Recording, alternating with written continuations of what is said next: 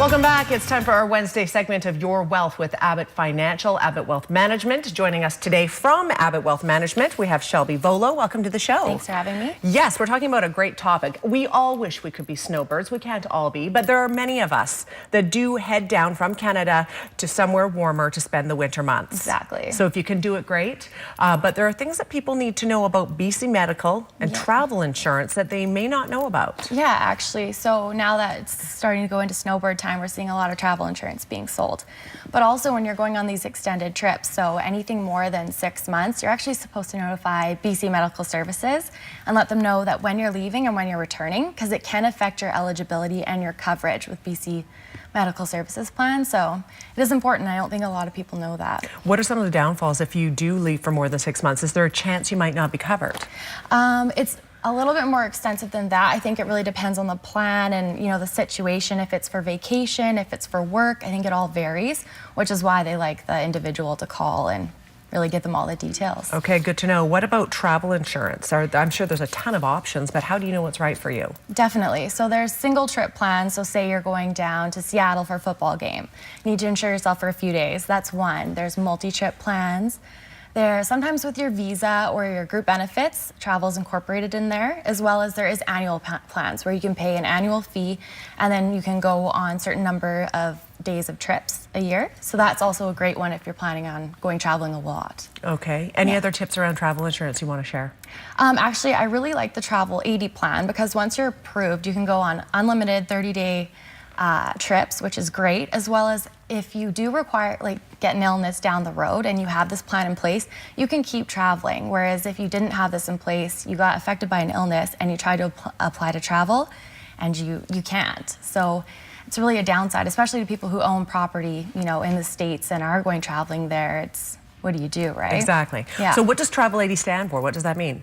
It's Travel 80 because at 80 it expires. You can apply between ages 18 and 65. And actually, if you're claim free for 10 years, you can get 50% of your premiums back. So that's huge. That is huge. Yeah, that's great. Actually going to afford you to go on a couple more vacations, exactly, right? Totally. That's awesome. Okay, we'll move on to our next segment. We have a question that we're going to take a look at right now on screen. If we could do that, that would be great.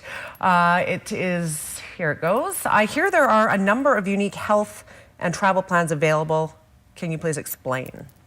Yeah, so I kind of explained a few of them right there. You did. Yeah, exactly. So, and the Travel 80 is a great one, I think, and I like to promote that. How many people use Travel 80? There are a lot of people that come forward and say they haven't heard about it before, but they want to learn about it. Exactly.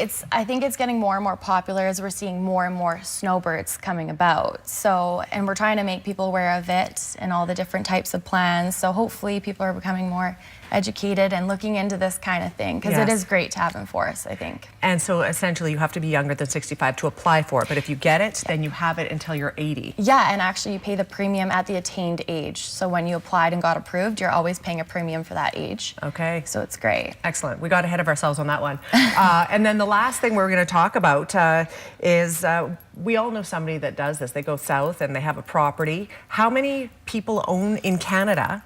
How many people own properties in the States, or it's the States in warmer climates? Actually, the government did a report in 2012, and they found that over 500,000 Canadians were owning property actually in Florida. In Florida? In Florida, yeah.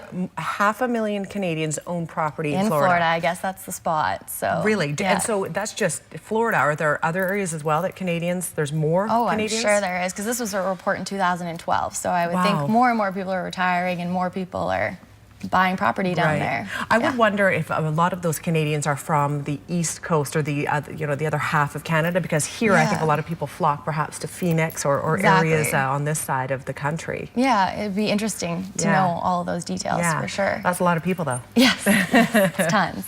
Shelby, thank you very much for being here today. Yes. If you have a question that pertains to financial matters, the information is on the screen and they would love to hear from you. Info@abbottwealth.com. We're back in 2 minutes. Stay with us.